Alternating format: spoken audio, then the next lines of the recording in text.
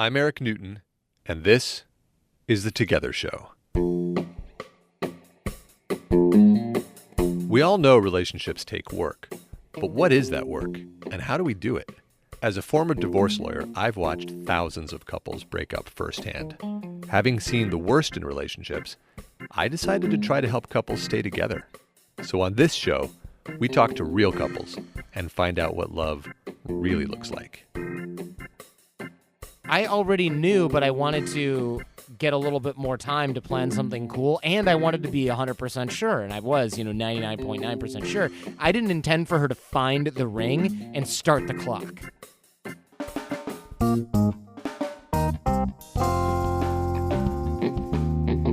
Welcome to the show, everyone. Thanks for listening.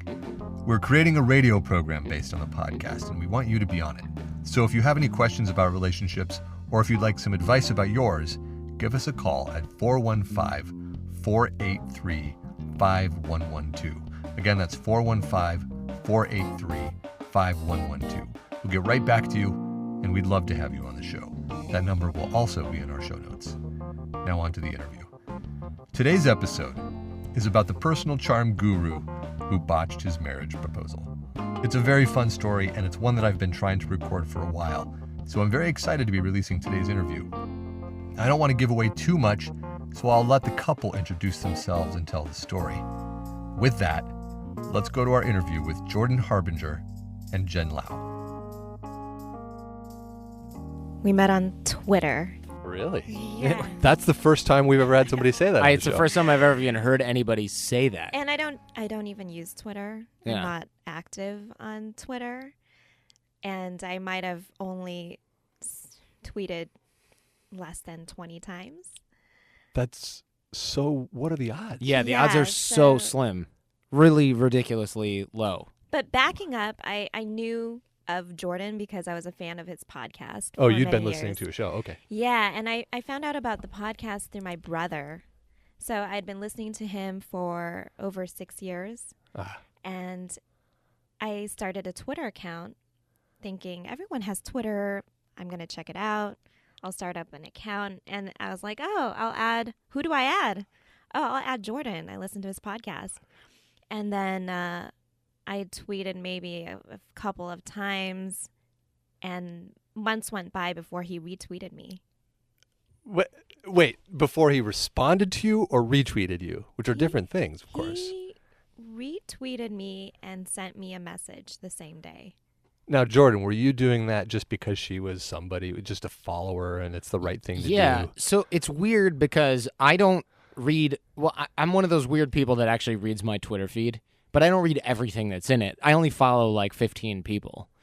And she must have mentioned me in a tweet, or maybe I saw some kind of notification pop up before I turned off notifications. I mean, I don't even know what would have prompted me to look at her profile. It makes no sense. And then I saw something funny on her profile. Like I must have been, literally at an airport waiting in line for coffee, something like that. And then I looked at her profile and she had said something funny and I retweeted it. And then I was like, how do I know who you are? Why are you following me? Because I figure, like most guys should, any girl that's following you on Twitter is a robot. Right? I mean, why would an attractive female really, like, who are you that good-looking women are following you on social media? I mean, legit point and funny, but come on, you do have some substance there. I do because I run a program that a lot of people listen to, but I just figured 99% bots. Yeah. And then, so you went in to see if she was real? Yeah, because the joke was funny. It was a funny thing that she had said. And then I looked at her profile, and there was coffee pictures in there, and I was like, wow, that's a very real girl thing to do. Take a picture of a latte. I don't know, but if that's true now, it's something a bot could do. Right, now robots... You've just given away the secret. Robots everywhere are, gonna go get clip art of lattes and stock photography and post that on their profile. Okay, so you saw that she was real, and... He sent me a direct message, a DM, and I was like, oh my God, Jordan just messaged me. And my brother happened to be visiting me at the same time. He was like, what? Why? And then... Right. Was Jordan... Now, your brother was just a listener of Jordan's also. It's not like he knew Jordan, right? Exactly. So this is totally cold Okay, got it. Yeah. And you were a little starstruck, I'm guessing. I was. Yeah, I was like, oh, that's pretty Nice. cool. And then, let's see. We messaged each other for hours, actually. So, whoa, Jordan, you were actually hitting on her. Trolling for chicks on Twitter. Yeah. Was that a first? Yeah, I mean, who looks for anything on Twitter? And I don't like online dating because I just think it's so tedious to get to. You spend with online dating, and the fellas and the ladies out here are going to hear me on this one. You spend hours talking with people that if you met them in real life, you'd have made a decision in under 1 second. Right, because you can't see them, you can't smell them, you can't check out their Right. body posture, Nothing. eye movement, none of It's that all stuff. so fabricated. So I thought online dating is ridiculous for me, especially being able to read people in person is a skill set that I've worked a friggin' decade to cultivate. I'm going to use that. I don't need to hide behind Tinder, for God's sake. So the one time you didn't do that. The one time I'm online, like, screw it. I was at my buddy's wedding. There was a ton of downtime because I was in Chicago and I was just bored. I was always waiting for something. So I'm on trolling for chicks on Twitter. The first one that I talked to is Jen. But you weren't really trolling. No, I was just looking at Twitter. I mean, but Yeah, I was like, yeah, oh, there's yeah. a girl on here and she's replying. So this is what's happening right now. But of course, the first thing I'm thinking in my head is, he must do this to everyone. Right. I mean, that's what I'm thinking, which is why I'm asking these Right. questions, but it sounds like no. All right. Right. So, what's interesting is, so we were both living in LA at that time, and I had already planned to move back up to San Francisco. Okay. So I had all my stuff already packed and shipped up here. So I was wrapping up at work. So I had a week left when he messaged me. So when he asked me to meet up, I said, sure, but I'm moving. And I was really interested to meet him in person because he has a persona on the podcast, and I was curious to see if he would be the same way in person, Sure. Yeah. or if he was putting on an act. What was the answer? And when we met, it was like an instant. We hit it off instantly. He was super genuine. He wasn't. He's Brushing For my those who shoulders. get it, brushing his shoulders. Yeah, he was just such a cool, nice guy. I felt comfortable with him right away. It was magical, actually. Nice. And surprising, actually. So Well, okay. Now, this is a good point to ask. What is the art of charm actually about?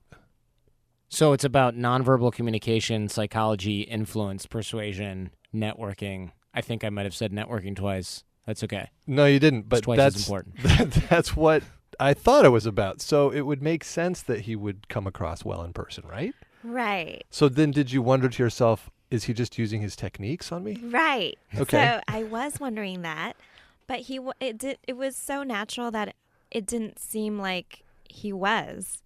He wasn't. It didn't seem like he was trying at all, not trying hard. Which is how they would have Exactly. to Yeah. play, right? Right. Yeah. So before going into it, I thought it would either go really well or really, really bad. But if it went badly, it would be A my great last story. hurrah in LA. Because, I spent quite a few years dating in LA, and it was an interesting experience. And I actually was planning the move back up to San Francisco because I wanted to date guys up in the north, the Bay Area.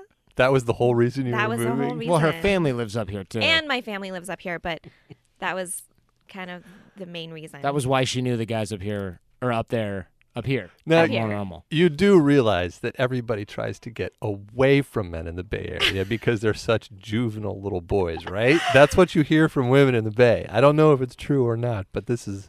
But there's more guys up here. The ratio is pretty good. Okay. All right. That's legit. That's legit. Okay, so that was the plan. You were going to come up, Yeah. but then you met Jordan, I met Jordan, yeah. and, I mean, it was only one meeting, but Right. it sounded comfortable. Does comfort equal sparks? Yeah. Go ahead. I'm not going to interrupt. Continue. So I ended up extending my stay in LA a few more days, and we hung out with each other every day since That's really sweet. our first date. Well, you mean you have since then hung out every day? Oh, no. I don't think so. That doesn't sound right. Okay. I mean, leading up to the move, we Okay. hung out. All right. And Yeah. he introduced me to his friends right away. It's a good sign. Yeah. We talked about a lot of things right away. Like, do you want to have kids? You know? I wasn't playing around. Yeah. I threw it out there. Like, are you looking for... We were really, really open and honest with each other from the very beginning, which I think was really important. Okay, that's wonderful. But Jordan, you said I wasn't playing around with kind of a sarcastic tone, which is what makes you entertaining. But also, were you not playing around? I mean, were you? Yeah, really? I was sick of dating in LA too, because dating in LA is a painful process of figuring out what percentage of bullshit everybody is giving you. Like, let's say that the standard U.S. population level of bullshit is 12%. You can probably quadruple or quintuple that in LA. It's definitely, I would say in LA, at least in Hollywood where I was living, a 50% plus level of bullshit. Like, you can't even get a straight answer on what people do because they don't want to tell you their actual job. They want to tell you the job that they wish they had in Fantasyland. Right. Right. And so that translates not just into career conversations, but romance and everything. Yeah, else. and it's just like, can I date somebody that doesn't tell me that they're an actress, photographer, singer, actor, songwriter, model, but really works at Equinox? Can you just tell me you work at Equinox? I don't care. Right. But I don't want to have to find out because I'm at Equinox and I see you folding towels. That's just crazy. Well, then, I mean, how did you know Jen was for real? I didn't, I guess. I guess I just didn't know. But since she was moving, it didn't really matter. Yeah. It was kind of like, whatever. Who cares? Well, so with the art of charm, it sounds like a lot of it is how to exude certain qualities in order to be effective in whatever you want to do. Totally. Is it also about how to read people? Yeah, it is. So you were picking up on cues from her. Yeah, and also I was just kind of thinking, look, she's moving, so what's the timeline on this relationship is most likely fixed. Yeah. So I'm not going to worry about it too much. Yeah. Got it. Which is good, because when you start worrying about stuff, you start to care about, how am I coming across? Is this what decisions should I make with this? What does this person think about that? Like, she could have been like, what? This guy's awful, and he came on way too strong. Consequences 0. Right. Well, not worrying about stuff is a fascinating concept. I mean, are you saying, is that a sort of like trying to be in the moment sort of thing? Yeah, without putting too much of a dramatic spin on it. I'm not like, be mindful of the present moment, but it's more like, hey, so what if she leaves thinking like, what a friggin' knucklehead asking me if I want kids? Like, slow your roll. What? I don't care. Yeah. Consequences were 0. Okay. So then what happened next? I moved. To San Francisco, Yeah, or the Bay I Area. moved back up here. Yeah, and then we kept in touch. Not really, no expectations, but we knew we liked each other and hit it off. And he came to visit San Francisco. I went back down to visit him. And our relationship just grew from there. Oh, he slipped. He slipped one day and said, one day you were drunk. And I was you drunk said, with my friend, and I was love hanging up the you. phone. I said, I love you. And I hung up. And then I was like, oh, God, that was not How what I meant to early say. was that? It was a few months in or something. And it was a slip up because, well, to suggest it was a slip up means that you were not being in the moment, that you did care about the results, and that you had a strategy. Right. I mean, I just figured it would be a nicer moment in person rather than like me at 4:00 in the morning on the phone That's a about better to answer. pass out. Right. Yeah. It wasn't that's like legit. That's it was legit. kind of like, oh, now I have no idea what her face looks like when I said it, or if she's saying it. What's her reaction? Is she like, oh snap, I gotta cut this off now, or is she like, oh great? Did you hear yourself say it? And then you did. No, You I said- didn't even notice it actually at the time. I don't think Oh, that's how genuine it was. I gave you a hard time about she it. gave me a tremendously hard time. Wait. The next day, No, at the Immediately. Yeah, I was like, What did you you start- said it. You said the L word. you ribbed him about telling. Yeah, which is like a crappy response. But I was It's like, great. whatever. You know, when a It's gonna woman be like does that, you know she likes you. Yeah. Right. Okay. It was like not dramatic or romantic at all. She was like, ha. And we did all these things early on that we wouldn't recommend other Yeah, couples do. Like definitely. we planned a 2-week trip overseas to Taiwan, where I have family, and we planned it maybe 3 months Yeah, it was later. early. It was like, you know how you're not supposed to, this is one of those dumb rules, it's not a rule. Like, never plan a trip that's further out than the length of your relationship or something. That's a dumb rule. It's I don't even it's a know dumb what that rule, but it means. makes sense, right? Because if you've been dating for 3 months, you probably shouldn't plan a trip that's 6 months away because the odds of you being together are not as strong. But I mean, look at me. I didn't follow that rule. It was fine. But isn't that the kind of the point? Is like, to hell with the rules. Just let the thing be genuine. I think the rules are there if you constantly find yourself on the bad end of a breakup and you don't know why. Then you can. And then there's like, oh, but we planned this trip and I have non-refundable tickets. All right, you're an idiot. Right. But if you've got non-refundable tickets and you plan a trip and then suddenly something happens and you're my thought was, well, we're probably going to stay together, but even if we don't, I'll go to Taiwan alone. I've done tons of travel solo. Absolutely. I just won't sleep in her house. Or bring a friend. Yeah. I mean, it won't be a problem at all. And if anything, she might cancel if she doesn't want to go, but it's not going to be a problem. I might switch seats on the airplane because that could be awkward. But other than that, it's fine. Yeah. And it was. It was a good test because it went well. We didn't kill each other. No. Spending Still 2 whole alive. weeks traveling. And as I say, that's a great way to know if you're compatible. I agree. Yeah. I agree. It's like you should travel as soon as possible, but not so soon that like your third date is you planning a trip to Australia because then you might have to go to Australia with them. Well, so what are some of the other things you did that you shouldn't have done? We moved in with each other. How long was it? Were we together? Maybe 6 months. Yeah, into the which I relationship. would definitely not recommend. Actually, so Jordan's business is in Los Angeles. All his business partners are there. So for him to move to San Francisco was a big change for him. Mm-hmm. Oh, To leave his business. He can work from anywhere, but to be but physically you have to still removed. commute down there sometimes. Is that it? Sometimes, but I mostly Maybe quarterly. yeah. Oh, okay. Yeah. Yeah. So that's a big move. yeah, it was a big move for him, and we decided to do that 6 months into our relationship. But luckily, you like San Francisco. Right? Yeah, I'd already been to San Francisco and I'd already thought about moving up there. It wasn't like, gotta follow this girl. That was definitely part of the equation. But I thought, again, would I live in San Francisco as a single guy? Yeah, I would have done that too. Well, but why wouldn't you recommend couples do it? Because It's too here early. we are again. It It's- worked out. Yeah, it's too early. But the reason that it worked out is I'm 36 years old and I've already dated a ton and know what I don't want. And she's dated a lot as well. And so, and I also think the other option was her family lives in Cupertino. If we had any kind of breakup, she literally could have moved in one carload that same night at 1 o'clock in the morning and been in her own bed with her family an hour later. Not even. But wait, didn't you move in with her? I bought it. I got an apartment and she lived. We both got okay. it, yeah. All right, new place. So it was kind of like, if anything happens, this is my apartment. Yeah. So it felt safe. Yeah. So there was lots of safety nets that allowed you guys Safety to nets. take these risks. Yeah, like if And it- lots of experience. Exactly. So, like, Yeah. if one person moves for another person and then there's a breakup, it's like, where are they living? Did they take a job they didn't want to be with this person? Yeah. I was just doing my own thing, and it happened to work out really, really, really well with her. So now how long into it are you? How 3.5 It's years. been 3.5 years. And what's your status? Where are you guys at? We're now? engaged. You're engaged. Okay. Recent. Congratulations. Yeah. Thank you. Wow. Yeah, I didn't know that. So this is very recent? Yeah. Like 2 days ago. Yeah. 2 days ago. I know. Wow, you guys. Congratulations. Thank you. Really. Is there a story in that? Do you want to? Oh, yes. What happened?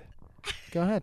No, Jordan, you go ahead. Mm. Well, okay, so where do I start? He bought the diamond separate from the setting a year ago, and I found it. Never do that, by the way. Never do that. Most people would never do that, but when you're searching for like the right type of setting and get a good value on a stone, it's tempting. It's just don't do it. Why? It's kind of like buying a boat that doesn't have a trailer. What are you going to do with it? Nothing. And then you need to put it in a setting. But guess what? Jewelers want to sell you the diamond because the markup is insane. That's where they make their money. That's where they make their so money. they have no incentive to do a setting Right, without so- the diamond. Right. They'll charge you like $1,000 to set your diamond in their setting, which is complete bullshit. Right. Yeah, it was perfect when Jordan was looking for a ring. You got in touch with that diamond expert? Yeah. I forgot how. I can't even literally the next day. It was like I'm on the market for a diamond. Everything is confusing. I'm reading websites, watching YouTube. It's such a pain. You get ripped off everywhere. All of my friends and everybody else's recommendations turn out to be the same scams that I'm reading about on the internet. No matter, even no, this is my uncle. He'll treat you good. He gave me a good deal. And then you do your homework and you find out, wow, you even ripped off your nephew. Like, you scumbag. This is why I'm skipping diamonds. Do it, man. Skip the diamond. So I found a diamond consultant whose whole job, he used to be a diamond industry insider. He still is, I guess, technically an insider. He will source the stone, find a place for you to buy it. He doesn't sell it to you directly. All of the websites online that sell diamonds, all of these different jewelers, they all have affiliate commissions that they will pay to anybody that refers. So he can refer to 6-7 websites, find a stone, tell you exactly what type of stone is going to look the same as a really expensive one, but is not that expensive, and he gets a commission off that. And the conflict of interest, which is normally solved, or which is normally there when somebody is in the business of selling you something, is he gets a flat rate for any referral, not based on the amount you spend. Got it, right. And so, that's all transparent and very cool. So he literally recommends a really good value setting that has XYZ, whatever you want, even custom, but the diamond will be the best value for dollar, because diamonds essentially all look like rhinestone or glass with a certain few exceptions. And you can get diamonds that have little chunks of carbon in them that you literally can't see at all, and they look just as sparkly as a diamond that's 5, 6, 7 times the price that's quote-unquote perfect. You can't even tell unless you're a jeweler. But a jeweler will gladly sell you a perfect diamond at a huge markup, rather than the diamond that looks like the perfect diamond but isn't. Well, we got to give out this guy's website and do an affiliate deal with him, because there's going to be a lot of people calling. Do it. I did a whole show with the guy where he explains the whole diamond industry scam and everything. Yeah. Give me the link for that show. I'll put it in our show notes. Yeah, I will. It's The Art of Charm, and I wish I could remember his name, but I basically did the diamond shopping process with him and turned it into a show. Yeah, great. Do the give us a link. We'll put it in our. Cool. So yeah, and he did really good. Well, but aside from the diamond, come on, that's not the story. No, that's a nice segue. But what's the story? But so the whole, I don't want to be mean about it, but no, she could be mean about it. I don't want to be okay. So the whole thing was a little bit botched. It was botched. This is great. The Tell me more. The proposal was kind of botched. It's super botched because he bought the ring a year ago. So and I think my mom knew about it. And my family. No, I think they didn't. Nobody knew. My family knew. Well, they knew because you I found told them I found the ring. Yeah, well, they knew after you found it. Yeah. So that part's not my fault. They knew about it, and then a year passes, and they're wondering. A year. Yes. Yeah. Well, here's the reason. I already knew, but I wanted to get a little bit more time to plan something cool, and I wanted to be 100% sure, and I was, 99.9% sure. I didn't intend for her to find the ring and start the clock.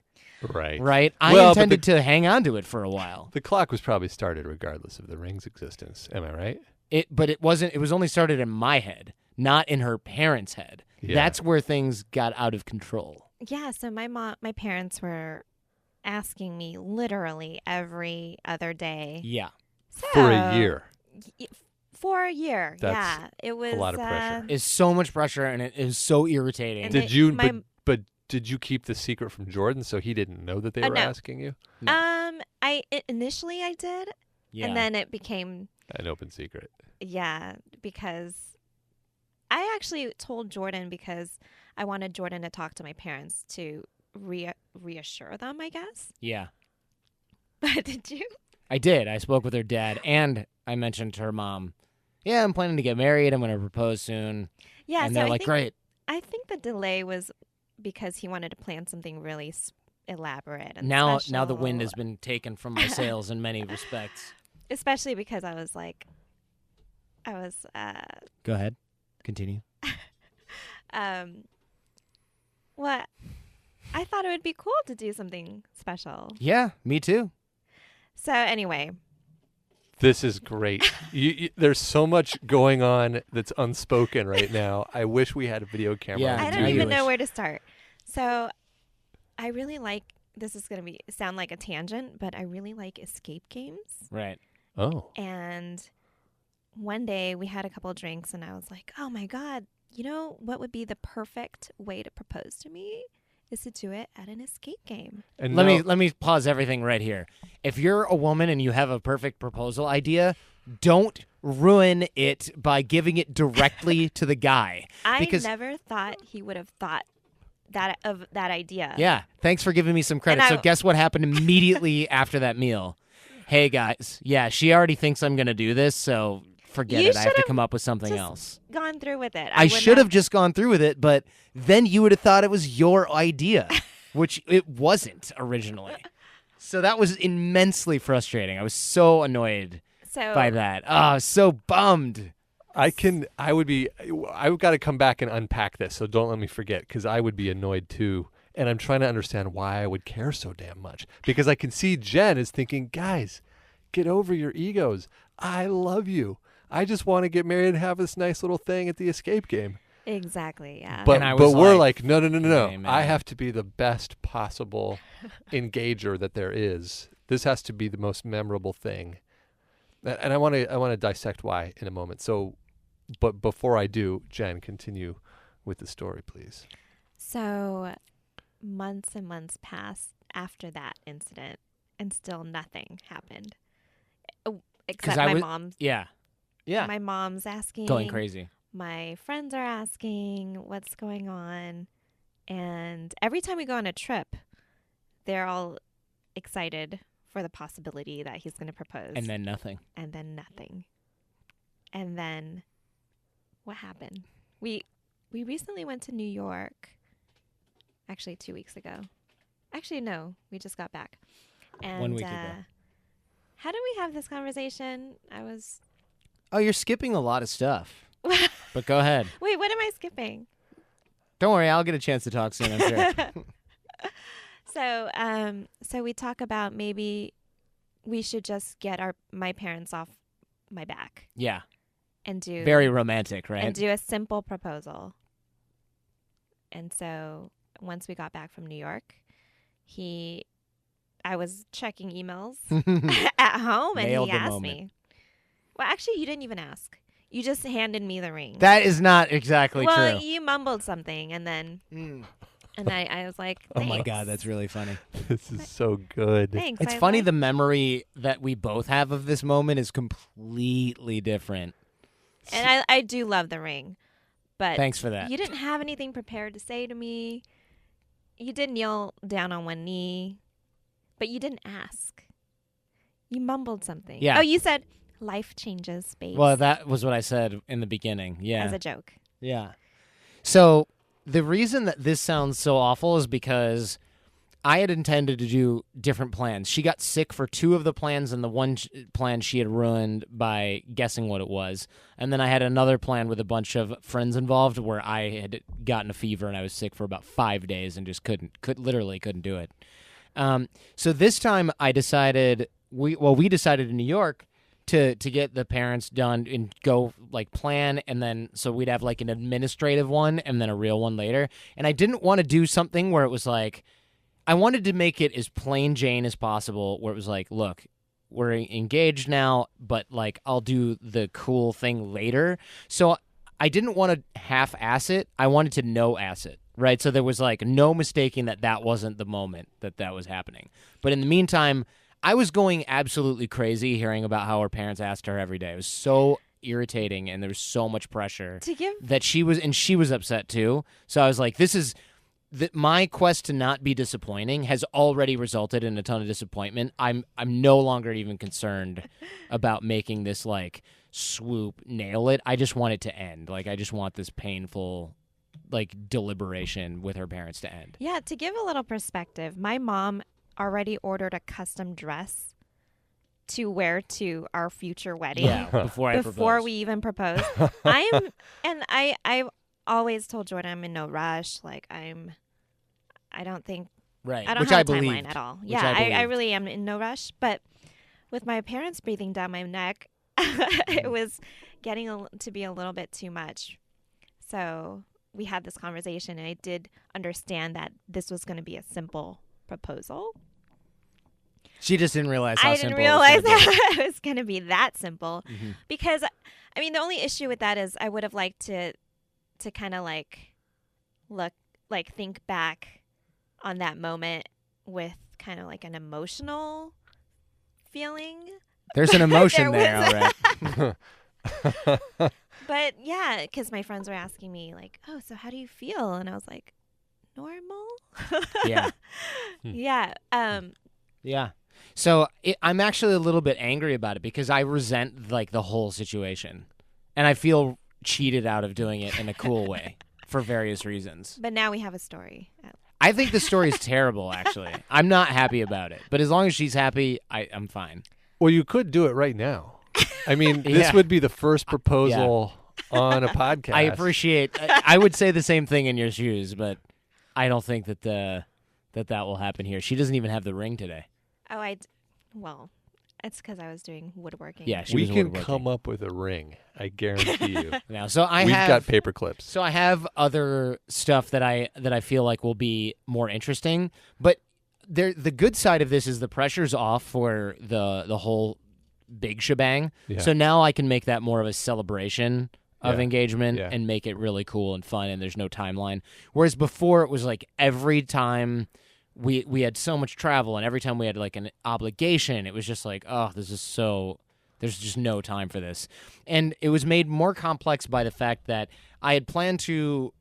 One of my ideas was we're going to the Philippines. I'll do it there. We're going to Thailand to visit family. And I thought about that. But I started to research this process, and I was just told in no uncertain terms that trying to bring a ring that you're not wearing over international borders to countries that can be sketchy, especially when it comes to baggage, customs, it's just terrible, terrible, terrible idea. Because there's all kinds of things from just straight up theft to them trying to charge you the value of the ring is essentially a bribe to quote unquote import it because it's in a box. Like if you're wearing it, it's hard for them to rob you. But if you're going, especially in the countries where we were going, Thailand and the Philippines were like the biggest offenders of this. And I thought, nah, this isn't worth it. I totally thought you were going to do it in Thailand with a fake ring. Like one of those light up rings we saw at the Full Moon Festival. I thought you were going to do something like that. Yeah, so every time people tried to guess it, I would just be like, well, I'm just not going to do that. Okay, all right. So there's so much to unpack here. Yeah. The first thing is... By the way, how's our meter? 20 minutes. Okay. We got 20 minutes on the car meter? Okay.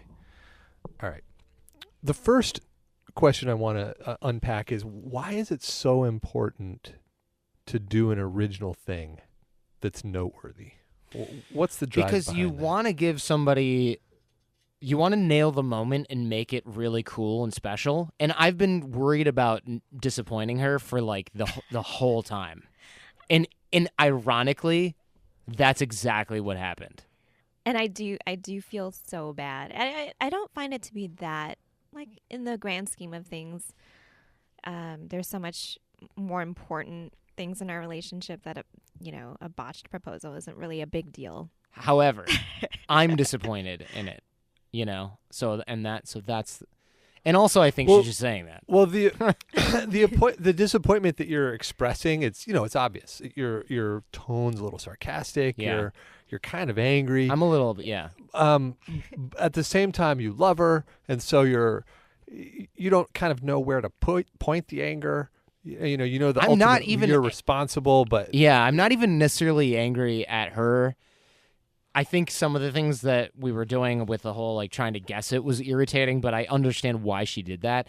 I think I just more resent the fact that like people who are not even living in our house totally guided this whole thing into, and I'm more mad at myself for even listening, because had I just been like, I don't care what anyone else thinks, which is what I did for a long time, I was so much happier with the results of that thought process, but I could see it starting to take its toll on her. Actually. So what I'm curious about is you've got this thing right now, this anger that's having you express things in a particular way, and Jen notices it, and she's smiling over it.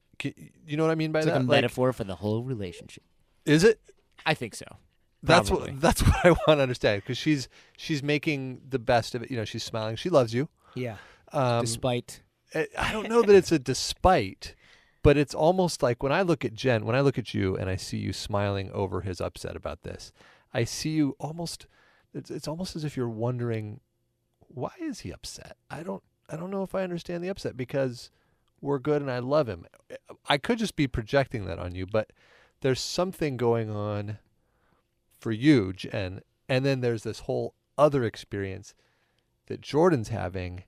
And that's what I'm curious about how they come together. So the first question is, what's the anger trying to accomplish?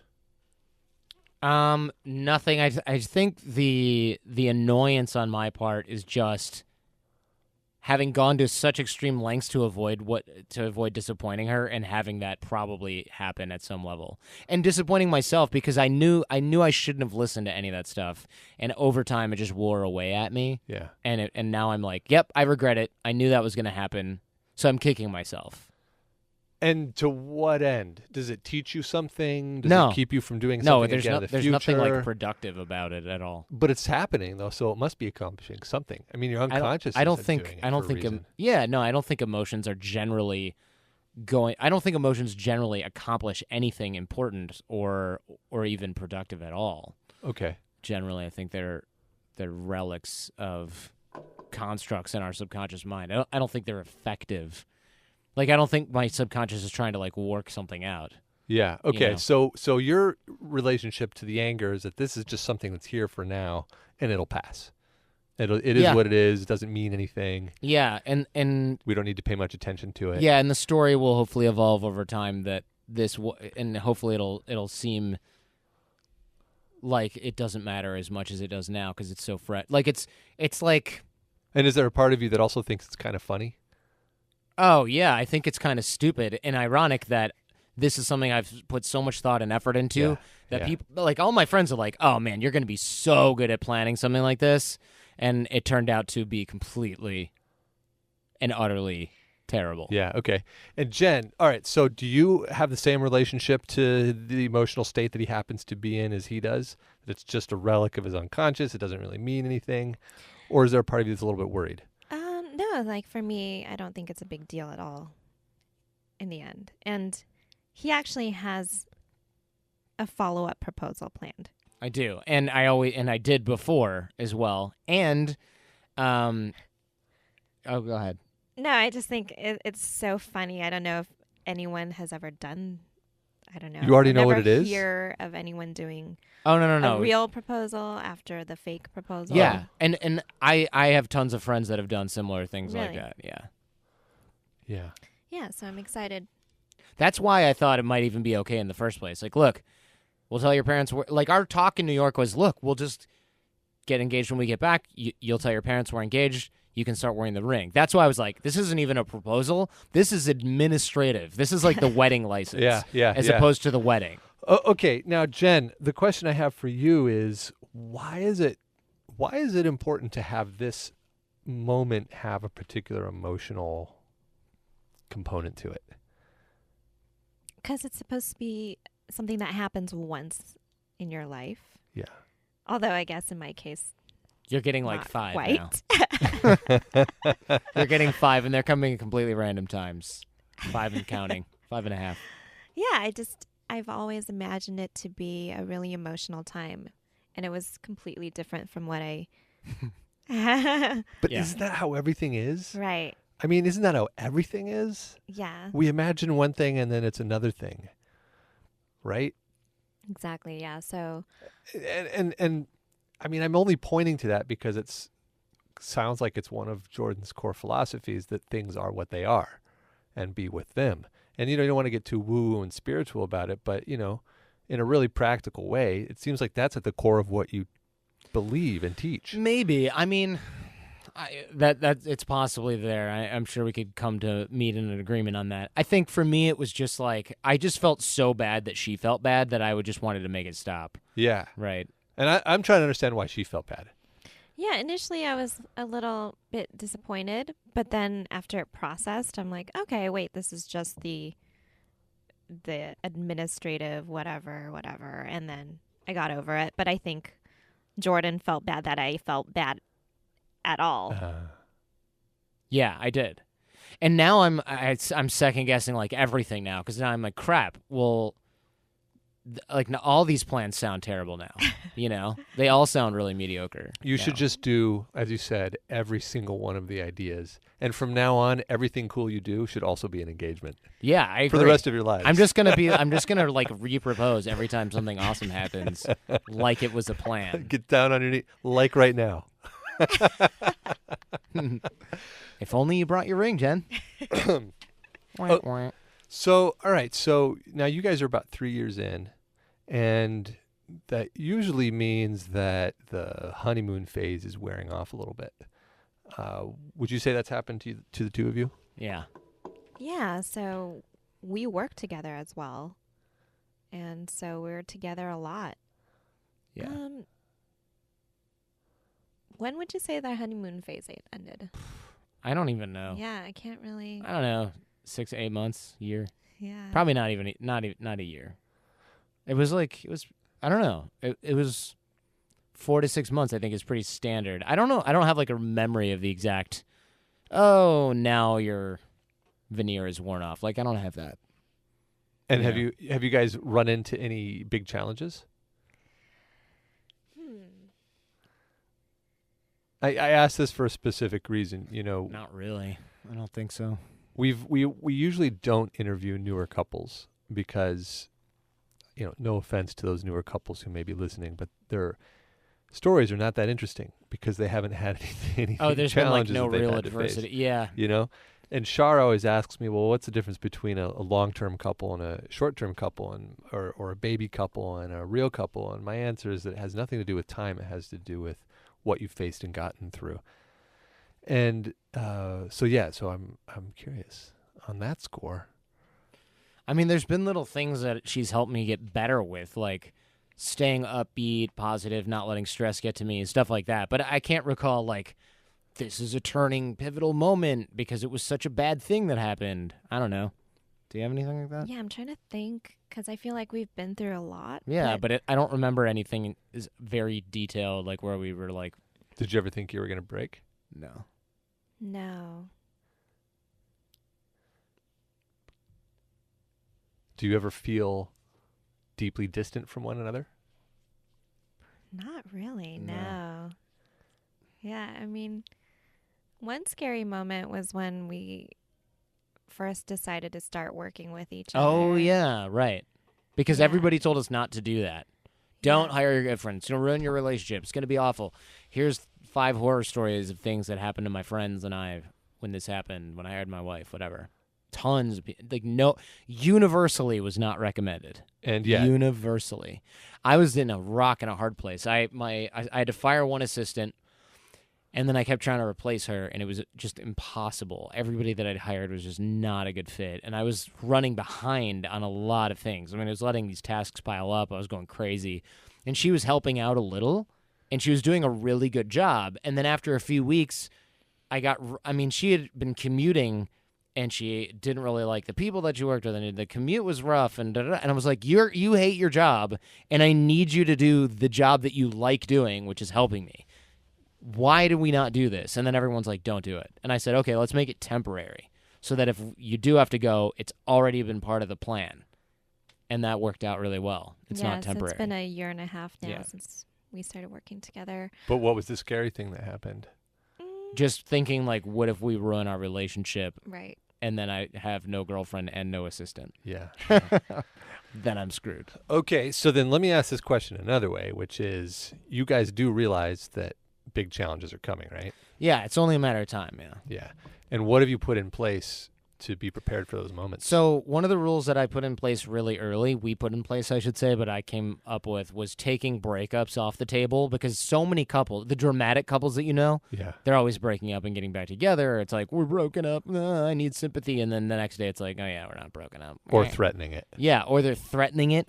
And so, like, when you take that off the table, you're free to speak your mind about anything because you know that the risk is never going to be nuclear, right? It really, So, really helps. It really helps. But how do you take that off the table? Because in a conceptual sense, it has to be there. You just have to agree to not do it in a dramatic way that's ridiculous. So, like, since it's a rule, if you're really mad at each other, you can't be like, we're broken up. Because you're like, if I do that, it's like, I'm breaking this rule that makes things so much worse because, and I don't want to be the one that does that, and she doesn't want to be the one. So you're just like, okay, we're still playing by the rules, right? Which is good.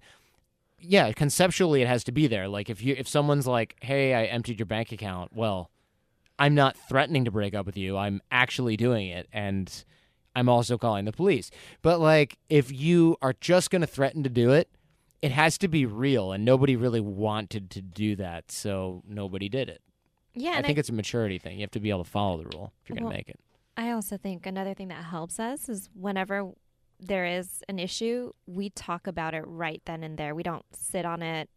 We don't wait at all. We can't sleep until we've talked and dealt with it right away. Right. So we both have the same way of dealing with problems. Right. No, there's not like one of us is avoidant and the other person is needy or needs to get it handled, or we're both avoidant. We're both kind of like, oh, God, I can't even like make a phone call. I can't even eat until we talk about this. Genius. That actually comes together really well. It does. So if you find yourself in a relationship with somebody who's avoidant or you're both avoidant, like you got to figure out how to, even if you're both avoidant, you need to go, okay, we're both avoidant. We want to talk about it, but we need like 2 days. Know that. And then just freaking schedule that in if you need to or whatever. Yeah, you're actually hitting on the skill set that therapists point to for avoidant couples. Oh, really? Great. You've got to set a timeline. Yeah.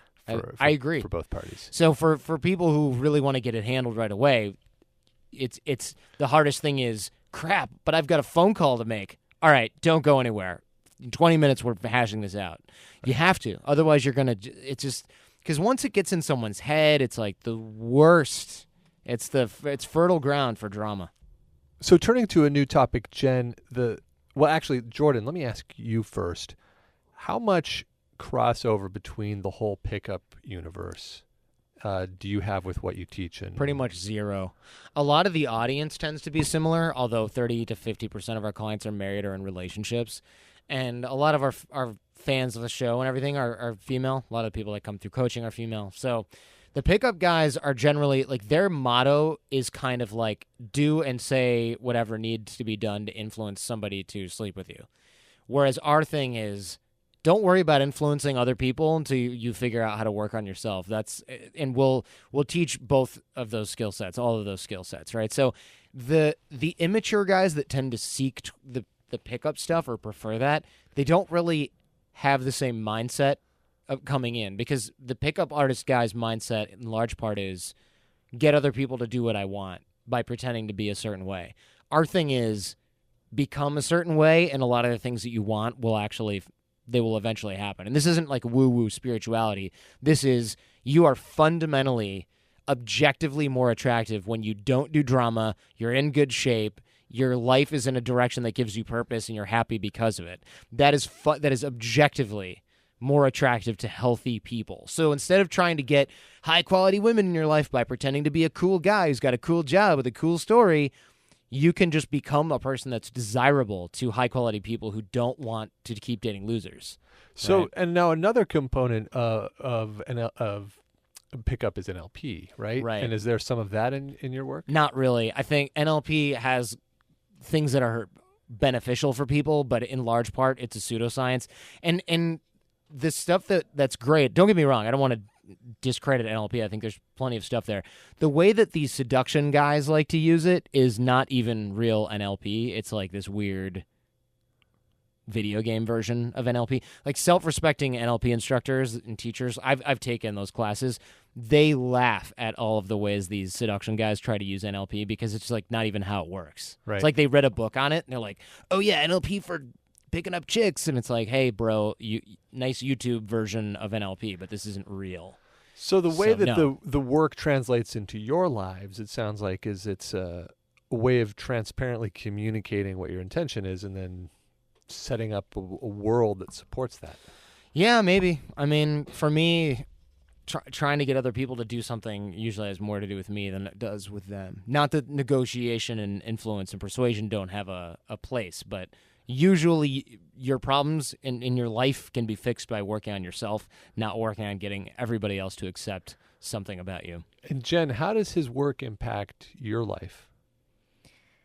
in our relationship. Yeah. So I do notice whenever we do get an argument and we're trying to work it out, he turns on a switch and he'll deal with it kind of like almost like through the experience that he's had as a coach. Like you'll ask me things like, well, you know, what can I do to help, or what can I do to make you feel better? There are things that you ask me that really do help, I think. Like, right? Yeah, I know what you mean. I think so. For example, if she's really frustrated and she's like, "I hate this, and no one's helping me do anything," I know that she's not like, "Jordan, you're not helping me." She just wants some sympathy, or she actually wants help. So I'll stop and say, "Okay, do you need actual help with something, or are you venting?" And then she might go, "Oh, okay, I'm venting." Yeah, and I'm like, exactly. "Okay, cool, then continue." But I don't want what a lot of couples do is someone will say, no one ever helps me with anything and it's awful, I'm always on my own, and the other person goes, oh well, I'm going to fix that by always doing things this way. But that doesn't help if the person just wants to vent, right?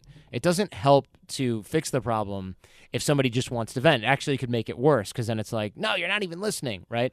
But if someone's venting, or if someone's not venting and they want to fix the problem, and it's like, you never help me with this and I'm always busy, and I'm like, well, you don't even care? You're not going to help me with this? I'm trying to deal with all this, and you're just sitting there nodding and smiling? It's like, I thought you were venting. F you, bro. And I'm, I thought you were venting, right? So you have to know. Yeah, And that was a key one. you have to know. And pro tip, most of the time it is just venting. But you should ask, because one, the act of asking is showing that you care enough to figure it out. So that takes care of both venting and fixing the problem, because it's literally, that should be the first step to both of those paths. So now you know you're on your way to the solution. And if she gives you an honest answer, which normally is not a problem at all, because most people are actually just venting 99% of the time, then you can just go about doing that. And that realization helps you know that your action is to just be supportive. And it also helps her realize, yeah, this is ephemeral. This is going to go away, and it's not a real problem. Now, do you ever take it personally and say, I'm sure that I do. Attacking me right now, and I'm sure that I do. get defensive? Yeah, probably. Yeah. I'm sure that I do that. She's nodding yes. Does yeah. he? Yeah. Yeah. Sometimes, yeah, he does. When he gets defensive like that, what do you do? What do I do? What do? You need skills. Then I start feeling a little bad, I think. Because she knows it gets to me, yeah. Yeah. And then I apologize. But usually I'm the one who's sorry, and so we end up both apologizing. Our arguments always only last for a few hours and never goes beyond a day. At most. Yeah. I can't even remember, like, there's like never been a time where we've gone to bed angry or stayed angry. Yeah. And sometimes I just need a hug or something if I'm having a bad day. Yeah, and vice versa. That's why it's key to know if someone's venting or if there's a real issue. What I'm fascinated, I cannot wait until you guys have an unsolvable problem. You know, the research all shows that they're inevitable. Thanks. So they will happen. I can't wait until your life falls apart. Well, that's the question. The unsolvable problem arises in every relationship, or multiple unsolvable problems. The question is, what do you do with it? I mean, do you break up, or do you keep going? I mean, you guys obviously at this stage have it in mind that you're going to keep going. And I really can't wait to hear what happens when it comes up. How are you going to address it? You can't know until it does. All we can say is, please come back to the show and let us know. So guys, thanks for being here with us. It was a great pleasure to talk to both of you. And I like to end shows with a quick game of this or that. You know how to play this or that? No. It's because you don't have little kids. Okay, I'm going to give you a little kid version of a opener. Are we good on time? Yeah. Should be fine. This will be super fast, yeah. Okay. Okay, so first question, hot lava or sharks? Do we have to answer at the same time? I'm going to have one of you answer first, Okay. and then I'll go back and forth. So hot lava or sharks, Jen? Sharks. Yeah. Good. That's hard. She knew right away. Yeah, I don't know, but I think sharks. But why? Faster. You think sharks would be faster than hot lava? Yeah. I actually don't know the physics involved. Whichever's faster. How's that? Why did you say sharks? I like animals. Even if they're rending you limb from limb. That's funny. That's great. Okay. Only you, Jen. Blind or deaf, Jordan? Oh, deaf. Deaf. Deaf, yeah. Eyesight's so vital, right? Yeah. Man, yeah. Just even navigating, you can't get around Yeah. as easily. Okay, in that case, deaf or can't feel anything. Can't feel anything seems dangerous. Yeah. I would have to say probably still deaf, honestly. Deaf. Yeah, deaf. Okay. All right. Batman or Superman, Jen? Batman. Yeah. Why? He's rich. No, He's I'm just cool. kidding. He has cool gadgets, you know. He has a cool car. Actually, Superman. Superman. Sorry. Superman. You'd be loaded because you'd be an athlete. I wouldn't front and be like, oh, I'm going to take a crap-paying job at a newspaper. No, you'd go be a football player. I would be in the I would be killing it in golf after it was ridiculous. He's 84 and he still plays quarterback for the Saints. Like, how is that even possible? No, I'd be a golfer. It's gonna I don't be even like golf. It's But going to be a lot harder to go into the phone booth and change anonymously, though, if you're a pro golfer. You won't need it. You know, you just have to hit those birdies. Yeah. I don't even like golf, but you could play it for so long, and the money is ridiculous in golf. That's definitely the It's sport just to get ludicrous. rich. Yeah. Or maybe soccer. Okay. All right. Second to last question. Enlightenment or $1 billion? Jen? $1 billion. Yeah. No $1 such billion. thing as enlightenment or what? I mean, honestly, since I've never seen a taste of it, I don't know how good it is. Maybe it's amazing and you just don't need any money and blah, blah, blah. But I'll tell you, $1 billion can get a lot of good things for a lot of people. I'm not even thinking about what I would get with it. It could do so much change, you know, so to speak. You could have you could hold meditation classes for half of India for that price. We talked about what we would do if we had For $1 life. billion. What would it be? We'd build an escape game. An awesome. On an island No, where we live. escape games are these games where you're stuck in a room and you have to figure out the Correct. clues to Yes. get out. I've heard about these, but There's never done a them. really good one in San Francisco called Palace Escapes. It's in the Palace of Fine Arts. Wow. All right, that's a good plug too. Okay, last question. If you had to either live forever or die in the next 5 minutes. Live forever. Live forever. Hell yeah. I course. would love to do that without the cruel choice of... I'm excited when we're interplanetary to see what That's right. it'll be like. Well, that's it for our episode with Jordan and Jen, folks. Thanks for listening. If you'd like to learn more about Jordan, you can find his podcast. It's called The Art of Charm, and it's on iTunes. And his website is www.theartofcharm.com. And I'll put a link to that in our show notes. If you liked what you heard on our show today, please subscribe to us on iTunes. It makes a big difference when you do that. Please also consider donating to our Patreon campaign. We're on a mission to crush shame, as you may know, and every penny really does help. You can find our campaign at patreon.com/together. That's patreon.com/together. If you have any questions or comments, or if you'd like to be on the show, please reach out via one of our platforms. We'd love to hear from listeners. You can find our website at www.together.guide. Our Facebook page is facebook.com/togethershow. Twitter and Instagram are both at together_show, or you can email me at host@together.guide. Our producer is Charlene Goto. Our web designer is Courtney Munna. Our art director is Aubrey Pick. Thanks once again to my guests, Jen and Jordan. Guys, I really appreciate your making the trek all the way up to San Francisco just to be on the show. It means a lot. That's all for today, folks. See you next time.